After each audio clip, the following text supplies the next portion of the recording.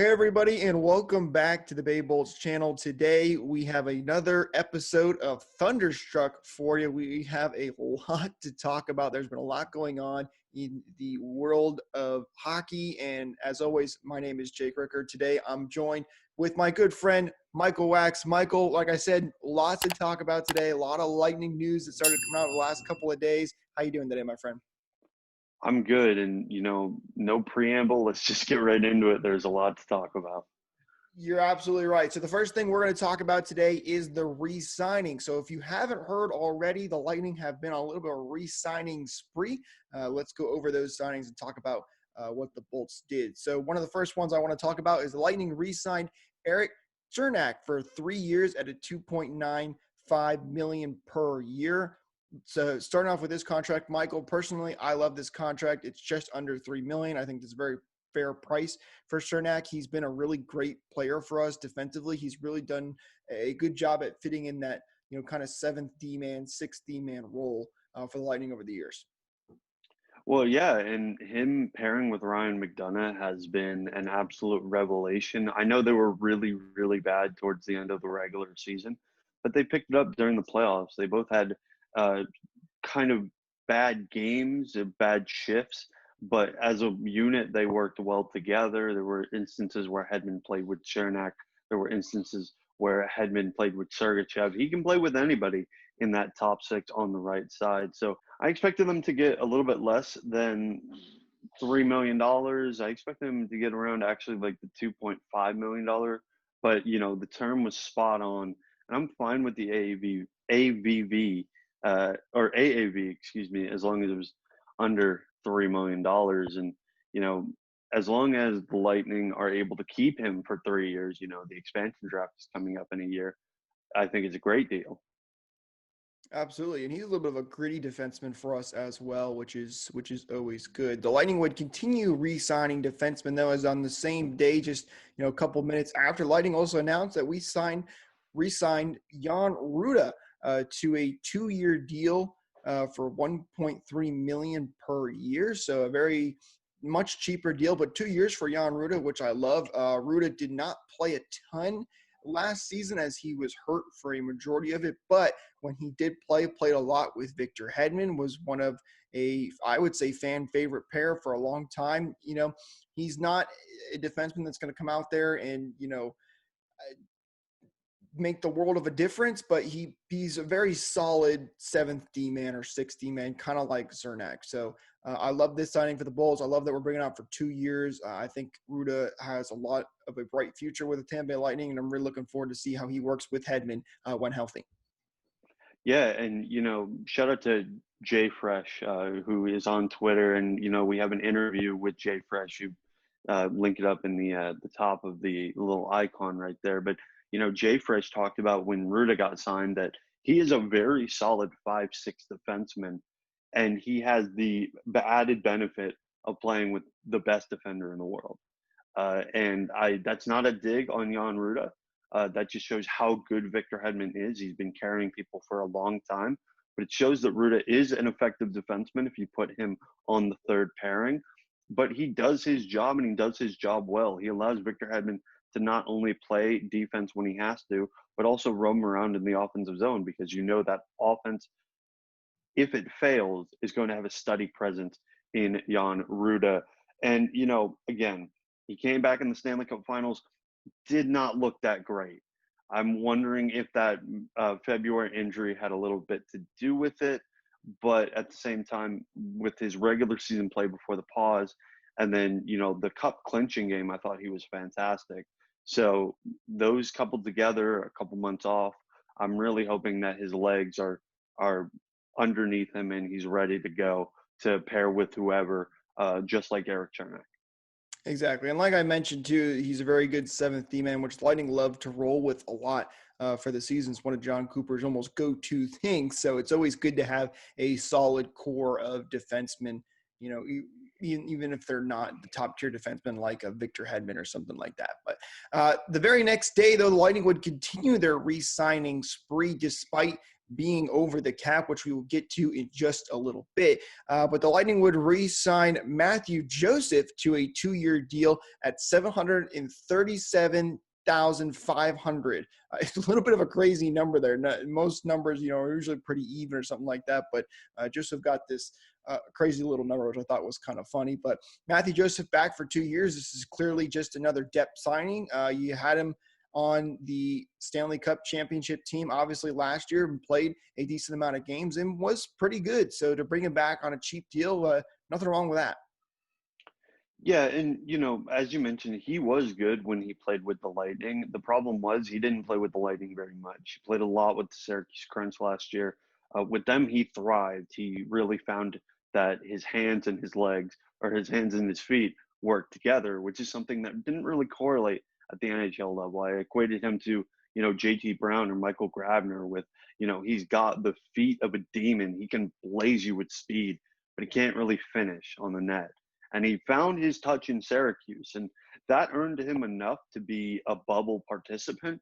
Didn't get into any games necessarily, but from all accounts, he was a great locker room presence for the guys. Very, very fun presence overall. If you've seen any of his social media or anything like that, I'm excited to see what's going to happen. I don't think he'll get into the top 9 necessarily this next season, unless the Lightning make a ton of trades, which we'll get into later.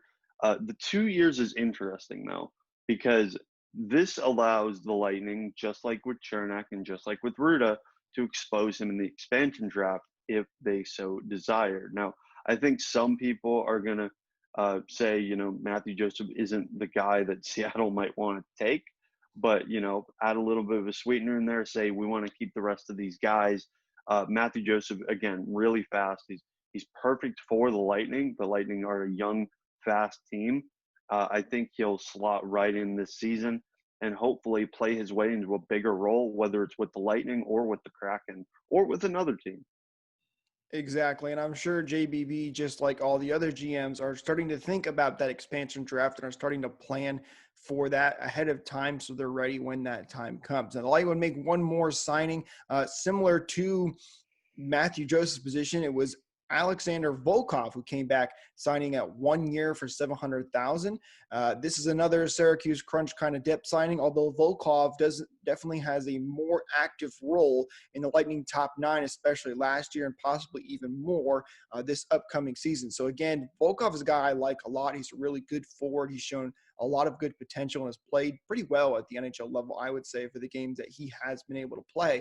And at $700,000, that's a very cheap deal. I love bringing Volkov back. Yeah, I do as well. And, this may sound weird, but just because Volkov played 10 games and I believe Joseph played overall 37, but I have more confidence in Volkov to make the opening night roster next year. He looked really, really good in that cup clinching game. It was the only playoff game he got into, got his name on the cup too, which I think is pretty cool, despite only playing in one game. And in the regular season, he struggled a little bit. He played a lot with Stamkos and Kucherov. And we'll get to some news regarding Kucherov in a little bit. But I actually think that Volkov's going to take that next step. And again, we've had fan questions of like who's going to take that next step. And Volkov isn't necessarily my answer, but I can definitely see him replacing Kucherov on the top 6 because of his speed, because of his shot, because of his vision. He is a mini Nikita Kucherov, which is exactly what the Lightning need with Kucherov not being able to play. So, again, we'll talk about those things in a little bit, but I love the signing. It is a depth signing if you need to put him on the taxi squad or put him on the crunch if the AHL plays. So it's no big deal. Yeah, you're absolutely right. He's definitely going to have the opportunity to try and fill that Kucherov like role during this season, but we'll see how that all plays out. So that was all the re-signings the Lightning had gone and done. So awesome to see the Bolts almost finishing up all of their signings and getting ready for this next season. Hey, Bolts fans. So, in this next segment that you're about to see at the time of the recording of the podcast, me and Michael were talking about the rumors around the Anthony Cirelli contract signing, which had not happened at the time. But funny enough, just a couple hours after we recorded this episode, the Lightning went on to announce that Anthony Cirelli did, in fact, sign his contract, which was a $4.8 million deal for 3 years. So I like this signing a lot. Obviously, Anthony Cirelli is a very fantastic player for the Bolts, as we talk about a little bit in this next segment. I do think that the AAV is a little bit high for the amount of years. However, again, Cirelli is one of the top tier players for the Bolts and a part of that core.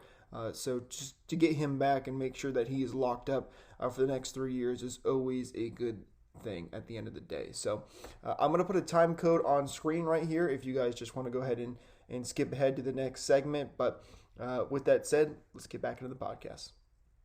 But there is one more we need to talk about. The Lightning have not re-signed quite yet, and that's Anthony Cirelli. He's basically I believe, the last free agent the Lightning have to sign, the last big one anyway.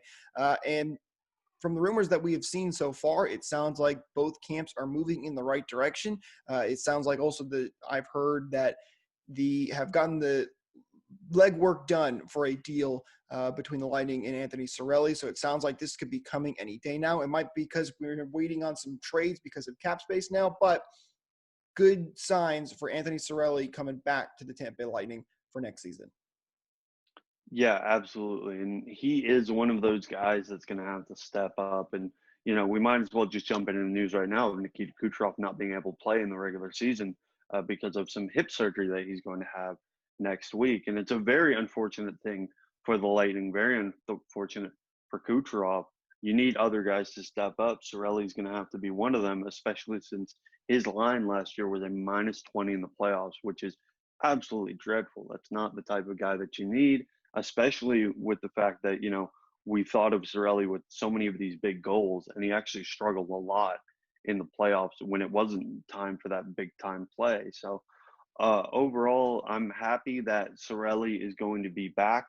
I would not be surprised if this deal waited until a trade, because even though, and we brought this up before, you can go 10% over the cap, I have a feeling this Cirelli deal will push them 10% over the cap. And the long-term injury reserve that Kucherov is going to need to go on does not take effect until the regular season. So Kucherov's cap hit is going to count for the Lightning until the regular season kicks off in a couple of days or a couple of weeks, Therefore, they're still going to be 10% over the cap if they sign Cirelli to a big deal. So I would expect to trade in the next couple of days. Correct. And before we move on and really finish talking about the Kucherov news, Michael, let me ask you this. What kind of deal are you looking for the Lightning to make on a guy like Anthony Cirelli? We kind of talked about this a little while ago back in one of our older off-season episodes, which you can check out in our off-season playlist. But I would like to see somewhere on that $3 million range. If you're going for a bridge deal, I wouldn't mind seeing the $4 million range, because Cirelli is a very good player, very good defensive player as well. But what do you expect to see, Michael, from Anthony Cirelli in this potential signing? So I'm not gonna lie, like all the bridge deals I've seen, I don't really necessarily agree with them. I think that if you're gonna sign a player like Cirelli, who is a Selke nominee or should be a Selke nominee, you have to sign him long term. You have to sign him to a really good cap hit. I think this is a situation very similar to the Alex Killorn contract, where the Lightning didn't want to lose Killorn. He was still an RFA, and they wanted to keep him around for the long term because they expected him to take that next step. Never really took that next step, for being honest. But I expect the Lightning, same thing with Tyler Johnson, by the way. I expect the Lightning to sign him to a 5 to 6 year deal, let's say around $5 million.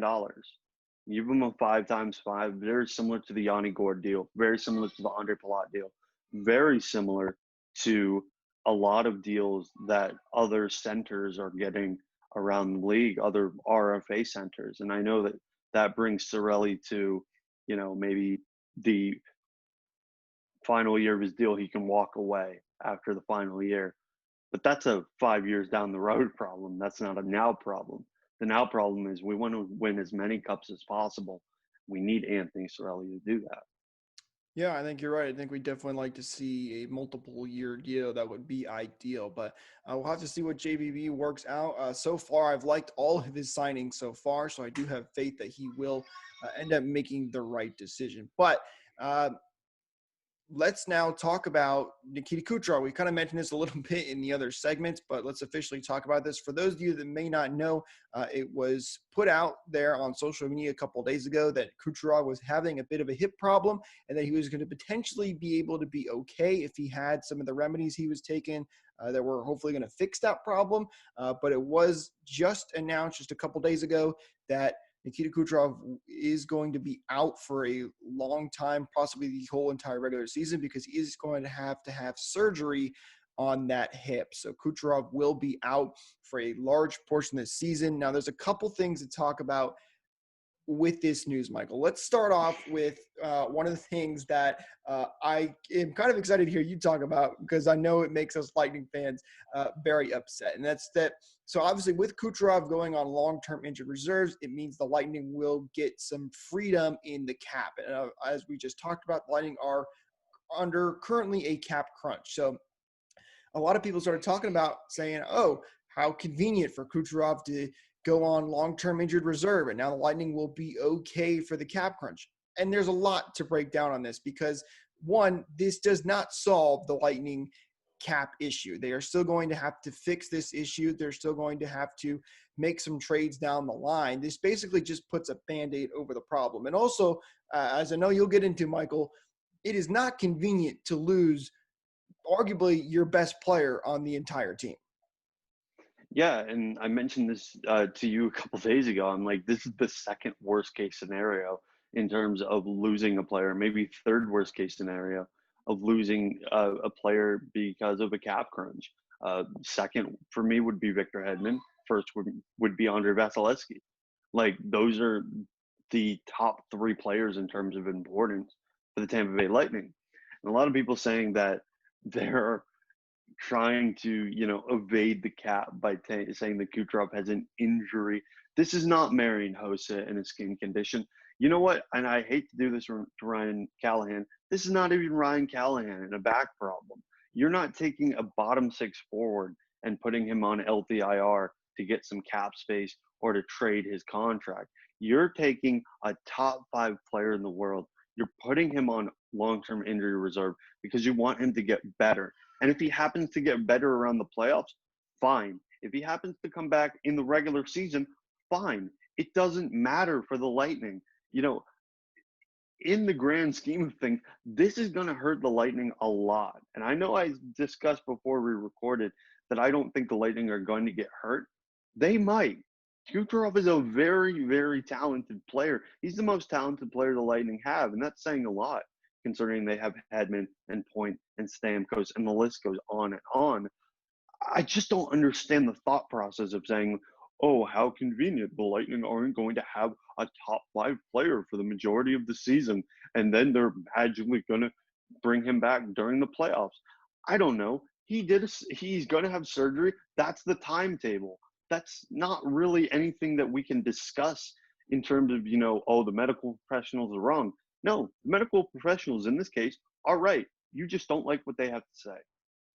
Absolutely. And, Nikita Kucherov doesn't want to not be playing for this entire regular season. I'm sure he wants to play hockey and be out there with his teammates competing and going for a back-to-back Stanley Cup championship win. So this is not convenient for the Lightning. It's not convenient for Nikita Kucherov. He is such a good player. And we don't know how it's going to affect the Lightning on the ice. Yes, on paper, the Lightning are still one of the best teams in the NHL for obvious reasons, and it could not hurt us that much. But we really don't know how that's going to play out until we see the guys start to work on the ice. It also depends on who can step up. Are we going to have some players from the Syracuse Crunch, which we'll get into in just a little bit?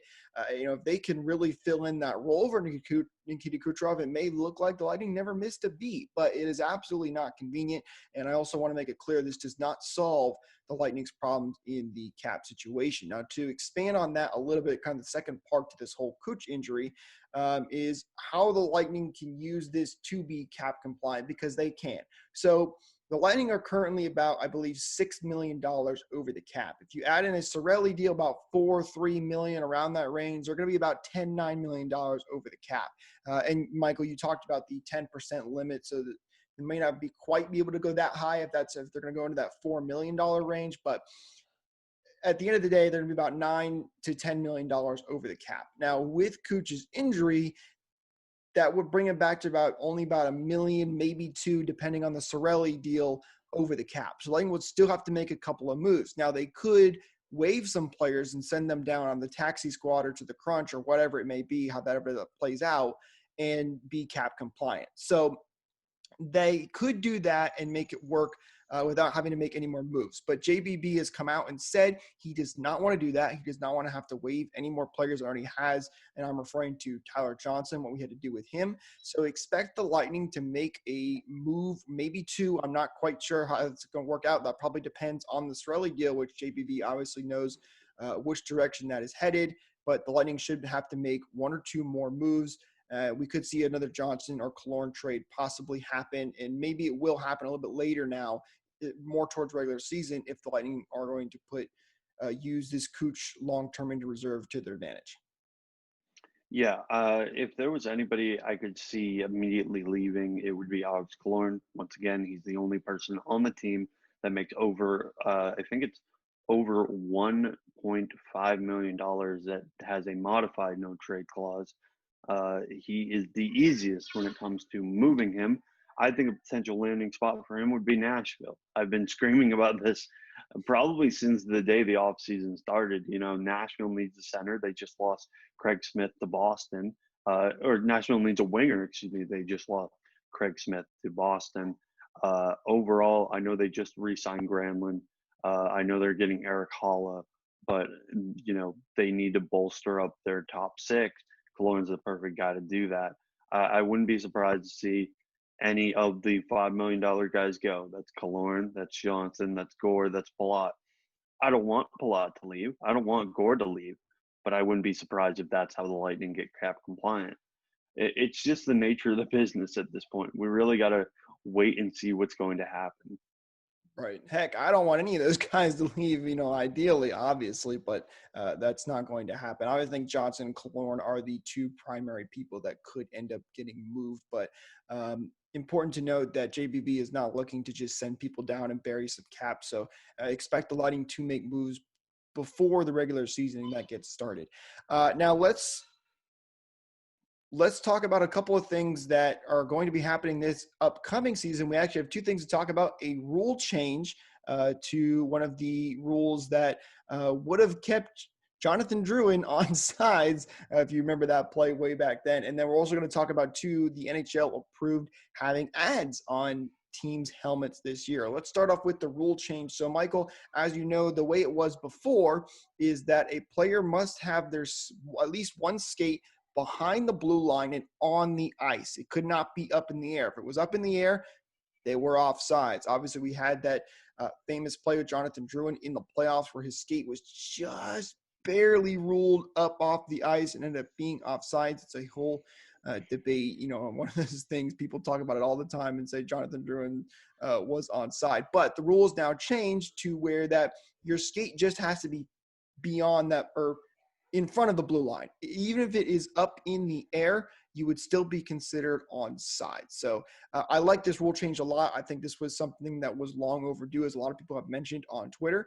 It's so hard to see sometimes when it's just, this much off the ice or that close, and it's such a fraction of a second. It really does not make that much of a difference at the end of the day. So I like this rule change from the NHL. Yeah, I think it's a great rule change. I wish it would have happened, years sooner. Maybe the Lightning would have had a cup in 2016. But once again, I'm not salty. It is what it is. Jonathan Drouin has moved on, so should we. I will say that the rule was originally in place because of the Matt Duchene offsides, where he was about 10 feet offsides and they didn't catch him and he scored a goal, and it wasn't reviewable, so the goal stood. This is a more concrete example of, if it's minuscule, let it go. Like, I think it was made for those egregious type plays. And then for years on end, we had people challenging like the tiniest of offside calls. And you know what? Sometimes it benefited the Lightning, sometimes it didn't. But overall, I would say it's so minuscule that you shouldn't rely on that. And you should rely on, you know, if it's 2, 3, 4 feet or even more offsides and the refs miss it, go ahead and challenge it. But if it's so minuscule that it doesn't matter once again. All right, and I think this rule change is a move in the right direction. I do like the rule overall. Obviously, as you mentioned, with that one play, that that was somewhere where they really could have used the rule. But nonetheless, that is the new rule change moving forward into this upcoming season, which everybody is happy about. The other thing I want to talk about too for a change for this upcoming season is the NHL has approved that teams will be allowed to have sponsors on top of their helmets. So this is obviously due to the NHL wanting, and the team specifically, to make more money this season. Obviously, with coronavirus completely eliminating last season, well, not eliminating last season, but eliminating fans in the arenas, and they want to have fans in the playoffs, which is a huge money-making time, obviously, for any league, for that matter, that's in a championship or in the playoffs. So teams have lost a lot of money, and they're going to want to do almost anything they can to try and uh, help reduce that burden that they've taken on from losing so much money. So ads on the helmet. Personally, I am not a big fan of ads on jerseys or helmets. We've seen some other leagues do. I like to keep it clean. That's my favorite thing, but I understand why they're doing it. And I don't think ads on the helmets will be that big of a deal. They're very small and it'll be hard to see, especially if you're watching on TV. So this isn't a big deal for me. I'll put some pictures on screen. Someone made some of what this could look like on the Florida Panthers, for example. They actually have 2 sponsorships lined up currently. I don't know of any that the Lightning currently have. I don't think they've announced anything. But Michael, your thoughts on ads on the helmet this year? I don't really mind it. I think it's fine. There's not that much in terms of, visuals. If you see it, great. If you don't, doesn't really matter. I think it's really imperative for the league to do it because of the financial constraints that they've gone through over this past year. So overall, I get it. I'm not in favor of putting so many ads on the helmets and jerseys that they look like I believe it's the Sweden jerseys.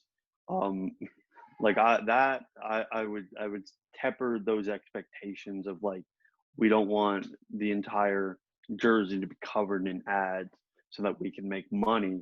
But it's very small, it's very minute, doesn't really matter to me, and All I right. don't think it should matter to a lot of people. All right, and that's why I'm not making a huge deal out of it. If we weren't in the middle of a pandemic and Lightning had obviously not lost a lot of money, then it might bother me a little bit more. But again, at the end of the day, as you said, it's very small. Again, I'll put those pictures up on screen. It's not going to be a huge deal. You probably won't even notice it if you didn't know that teams were doing it. But Well, let me ask you this: do you think this is a temporary thing, or this is going to be permanent? Because as you mentioned, we're in the middle of a pandemic. Eventually, the pandemic's going to be over, so they're going to have to. Are they going to keep the ads? Are they going to get rid of them and put them on other things? I think that's a really fascinating thing to look at for the next season.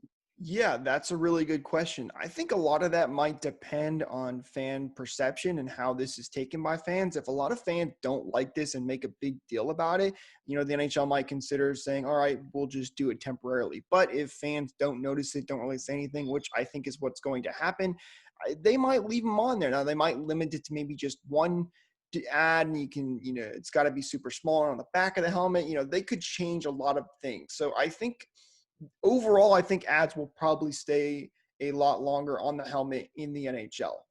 But I think there could be a lot of changes. And again, a lot of that depends on how fans react to this. And also keep in mind too, the NHL could say, all right, we're going to leave this on there even after this pandemic. And then NHL fans could get very upset about that and be like, no, we gave you the pass during the pandemic, but we don't like this when we know this is basically just a money grab at this point. And then they might have to change it further down the road. So I don't think this is something that's going to be permanent. For how long it's going to last, maybe a couple of years. I don't know exactly, though. Makes sense.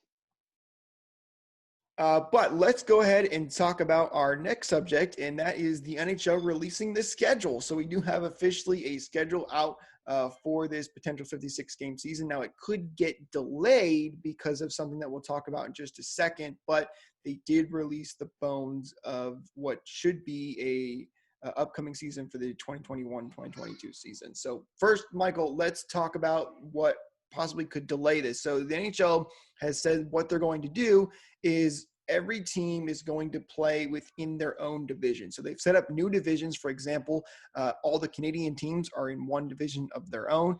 Then there's a kind of a central division a little bit. There's the East Coast a little bit. I'll put up a picture on screen. Someone did a really good job of making this little graphic that shows it very nicely. But teams are staying within their region, basically, and they'll be playing those teams throughout the entire regular season.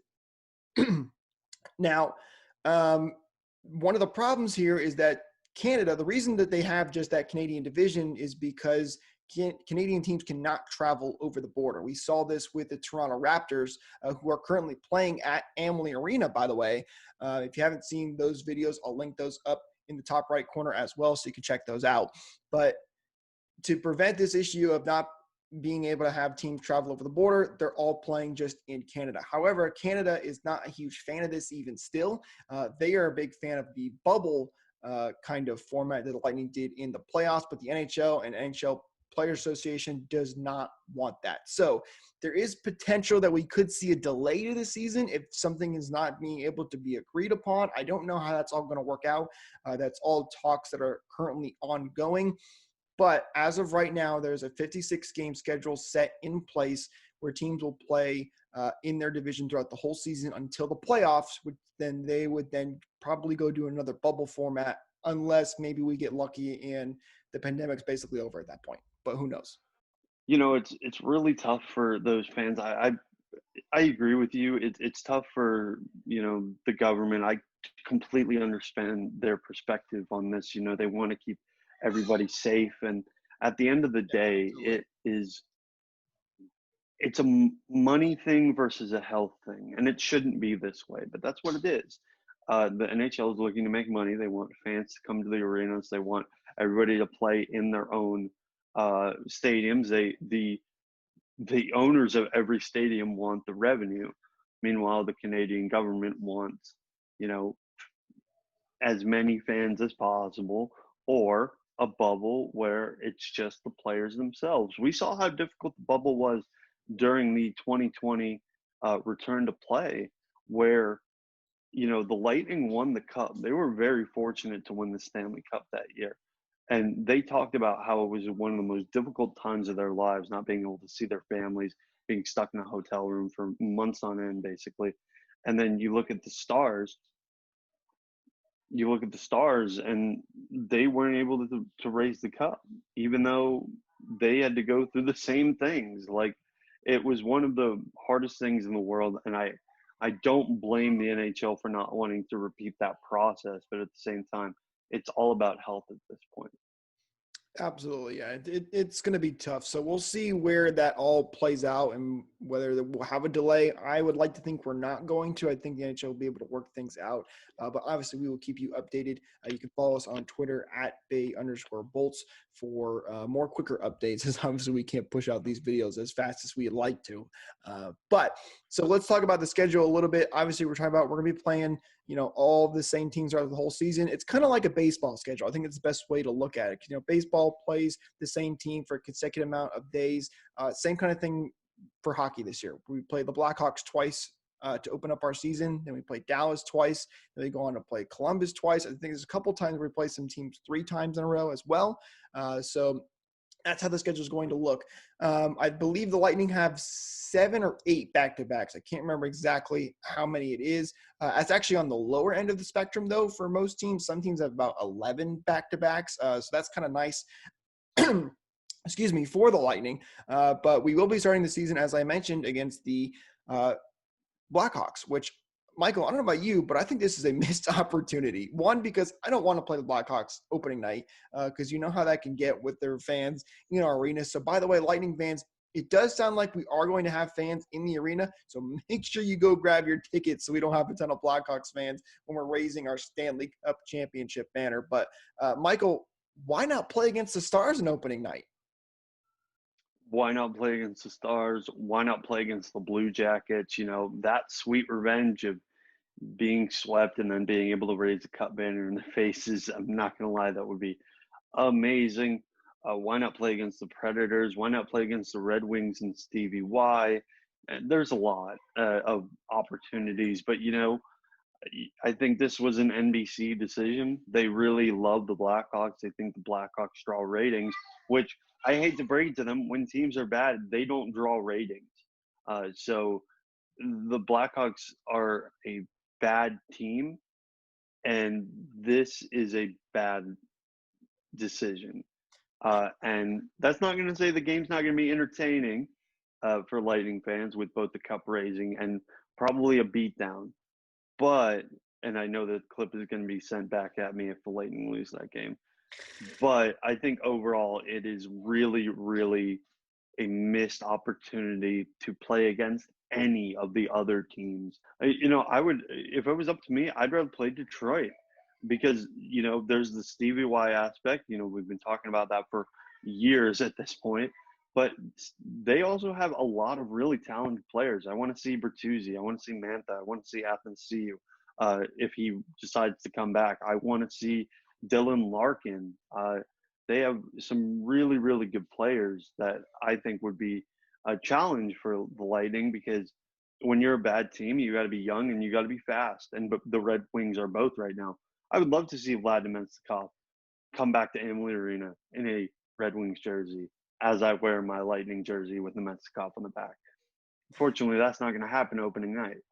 So. Yeah, absolutely. And I think, too, you would argue that the Lightning are bigger rivals with the Red Wings than they are the Blackhawks. Obviously, the history between the playoffs between the Lightning and Red Wings is much deeper than it is against the Blackhawks, despite playing them in the Stanley Cup Finals in 2015. But nonetheless, we do have hockey back, which I think we should obviously be grateful for and are very excited for. But I definitely am right there with you. I think that was a missed opportunity. Now, there's two more things we have to get to before we wrap up this episode. And then the second thing, obviously, being your questions from the fans. So let's start off, though, with Steven Stamkos. Steven Stamkos has made a name for himself, obviously, over his whole career, but he has done some awesome things just recently. First thing, he was nominated and won the Goal of the Year, which is a awesome thing for him. And obviously that goal was the goal he scored in the Stanley Cup Finals, despite being hurt, coming back for just over a minute of play time, putting one shot on goal and scoring against the Dallas Stars to help his team lead to an ultimate Stanley Cup final or Stanley Cup championship, excuse me. So awesome for Stamkos, who has been through so much over these last couple of months, last year, to win that award. I know that was really exciting for him. I'll link I'll put a link down in the description so you guys can check out the full award show and check out his response and how that all went down. Yeah, and I just want to make some slight correction. It's not necessarily goal of the year. It was actually moment of the year. It was play of the year. And it was up against, I believe, a golf play and a couple other plays. To be honest, I was a little surprised that he won, considering, how sort of minute hockey is compared to the rest of the big four sports. If it was up to me, and I love Steven Stamkos, I would have made it the Brett Phillips Game 4 walk-off in the World Series, but that's because I'm a Rays fan too, and I thought that was an awesome moment for the Rays and the MLB. But it's well-deserved by Steven Stamkos, an absolutely awesome moment. I think a lot of Lightning fans will never forget that moment. It really cemented Stamkos' place in Lightning lore, in NHL history. Very, very cool honor for Steven Stamkos. Absolutely. And I do think that Ray's play did win an award as well. I think it was Game of the Year, potentially. I'm not 100% sure, but the Rays did get a shout out as well for that game, which is awesome. But also one more thing with Steven Stamkos, he wasn't done there winning that award as well. Steven Stamkos and Victor Hedman as well both donated $5,000 to a local charity that gives toys to children who normally can't have a regular Christmas, especially in a pandemic like this year.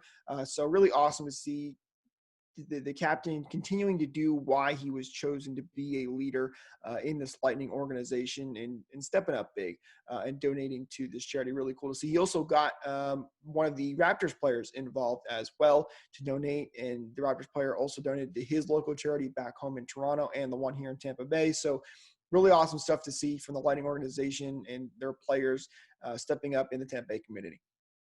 Yeah, shout out Kyle Lowry for donating along with Steven Stamkos and Victor Hedman.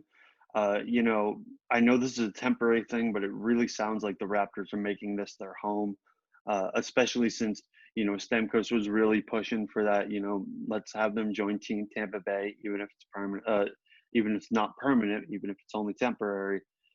And I'm so happy that they are in the giving mood in this time of year. So, really happy for them. Yeah, and you know what? I will link the charity down in the description as well. So if any of you want to donate yourself and join Stamkos, Hedman, and the Toronto Raptors as well, and donating, you can go ahead and do that as well. But the last thing we're going to talk about today is our fan questions as we wrap up this episode. Michael, we got a couple from you guys, some on Twitter and Facebook. Don't forget to follow us on our social media platforms. So when we do another podcast, you can get your own questions in and have them answered right here on the show. Those will all be linked in the description as well. So let's start off from Twitter. This one coming from Feel the Thunder. He says, should we start thinking about a new forward? Obviously, this is in regards to Nikita Kucherov and him being out. As for a new forward, I don't think a new forward is coming. Like, we're not going to sign anybody, but there's definitely going to be some people from the Syracuse Crunch that have to step up and play, which we will get to in just a second. Yeah, Alex Barré-Boulet is your new forward. Exactly. He is someone that I've been looking forward to a lot, and hopefully we'll be able to step up and become that next forward for the Lightning. But this question coming from D. Camis, I apologize if I mispronounced that name, but they say, who will fill the Kucherov void? Not Stamkos or Point. Who will surprise us all? Now, I like this question a lot because obviously a lot of people would say, well, Stamkos or Point will the next one step up for Kucherov. But there might have to be somebody, in the bottom six that steps up and surprises us all, as they mentioned, and fills that role for Kucherov. Now, one player we just mentioned that I think also should be in this conversation is Alex Barré-Boulet, ABB. He's got the potential to be a really hot scorer. He was really good in the QMJHL, also with the Syracuse Crunch at putting up assists, just like Kucherov always did, also scored a lot of goals. So I think he's definitely a player that is a front runner for the surprise player of the year for the Lightning that could make a huge impact with the Kucherov out for such a long time. Yeah, if I had to go in terms of offensive impact, I'm actually going to go with someone I said earlier, Alex Volkov. I think he's going to slot into the top six, whether it's playing with Cirelli or playing with Braden Point. Playing with Point and Stamkos would be awesome for him.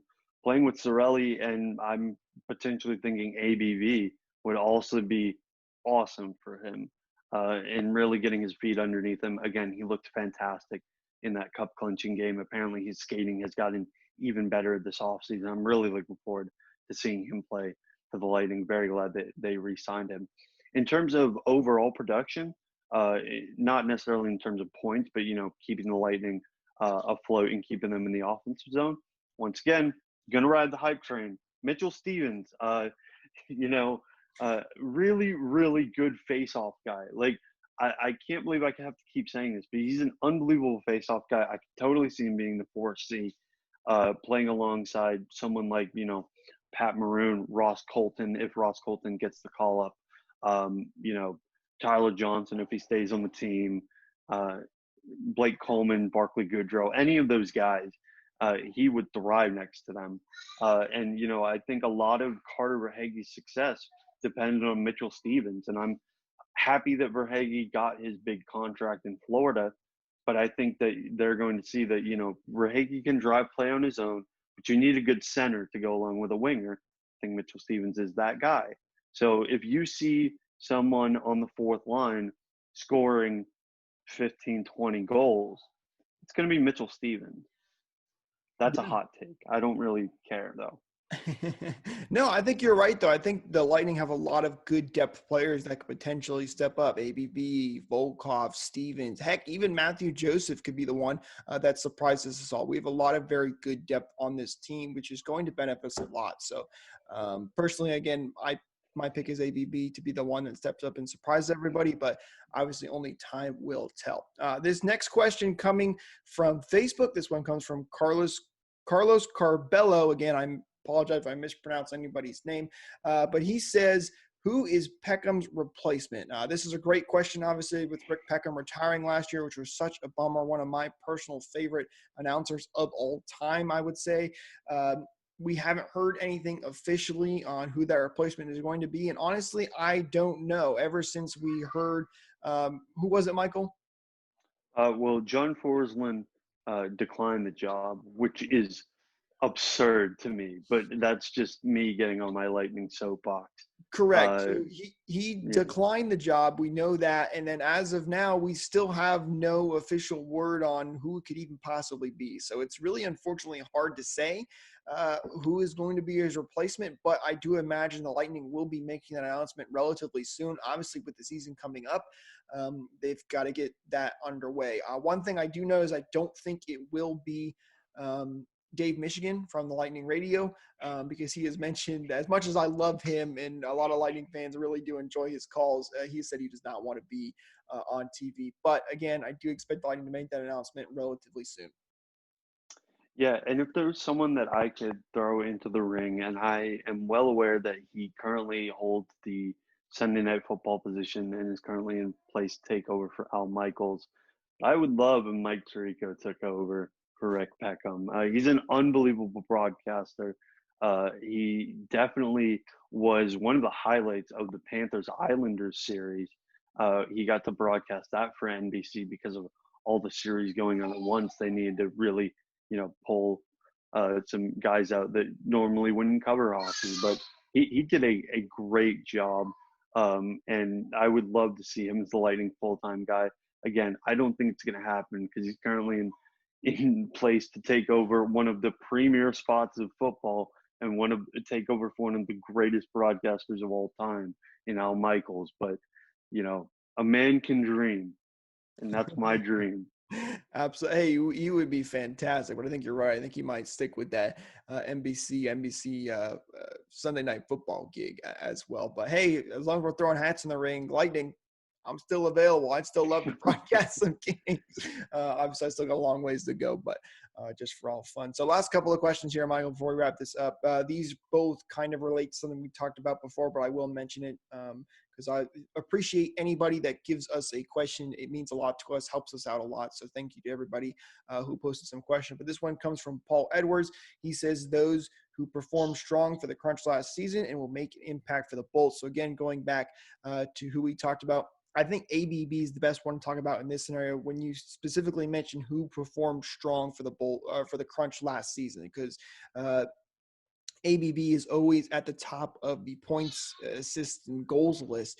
So he is the guy that's definitely performed the best out of the Syracuse Crunch that I think could make an impact.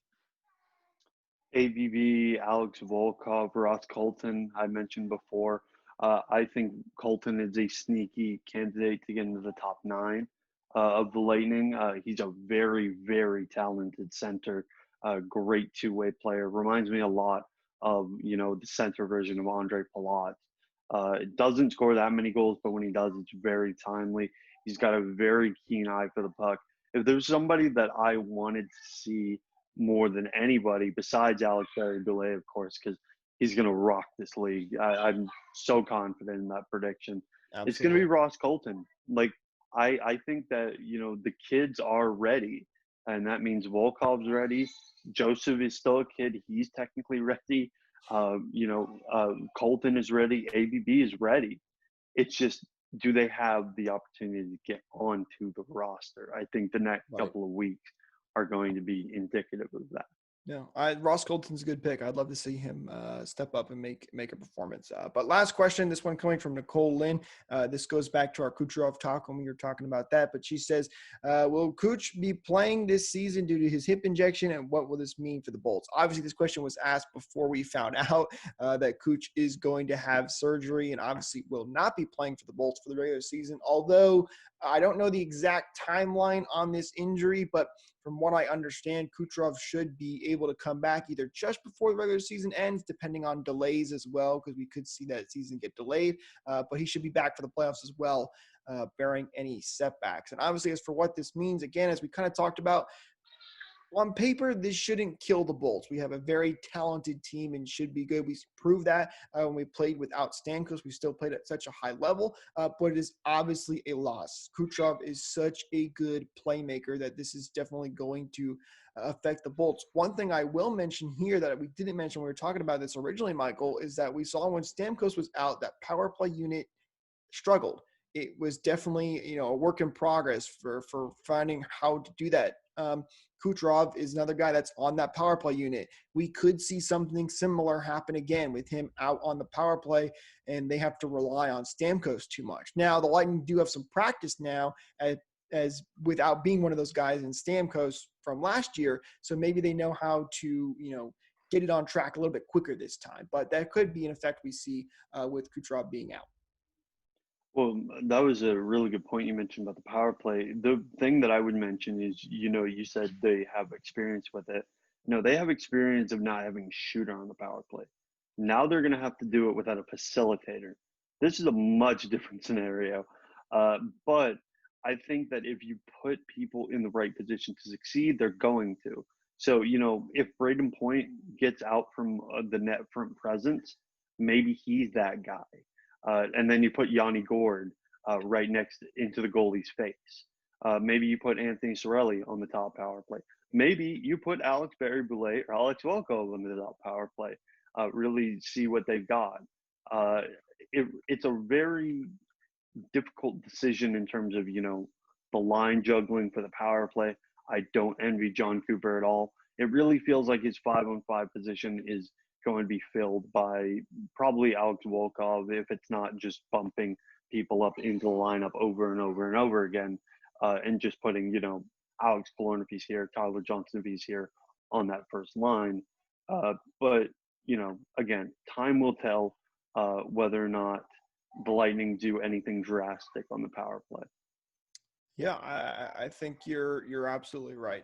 It's definitely going to be a touch decision for John Cooper, but we'll see what he does. I do have faith in him. Obviously, he has led this team to a lot of great seasons over the years, so I think Lightning will be able to figure it out later in the season if that's how long it takes. But Michael, that's going to do it for us in this episode. You have anything else to add before I wrap this up? No, I'm excited for the season. Happy holidays, everybody. Merry Christmas. Yes. And a happy new year. We don't release anything else besides this video over the next couple of days. We're probably going to take a bit of a holiday break. But overall, I'm very excited for the season to start in a couple of weeks. Absolutely. So, guys, that's going to do it for us in this episode of Thunderstruck. If you did enjoy it, please be sure to leave a like down below. Lets us know that you guys are enjoying this content and want to see more of it. Make sure you hit that subscribe button and ring that bell so you don't miss out on more content like this. I've got some fun ideas coming up for you guys very soon, so you're not going to want to miss out on it. We might have some giveaways coming up as well, so stay tuned for that. And that's going to do it for us, guys. I'll link everything down in the description down below. Remember, your Tampa Bay Lightning are still your 2020 Stanley Cup champions and that will now be your defending Stanley Cup champions coming up this season. Have a wonderful rest of your day. Have a great Christmas. Have a great holiday, whatever you're celebrating. And we'll see you guys in the next one.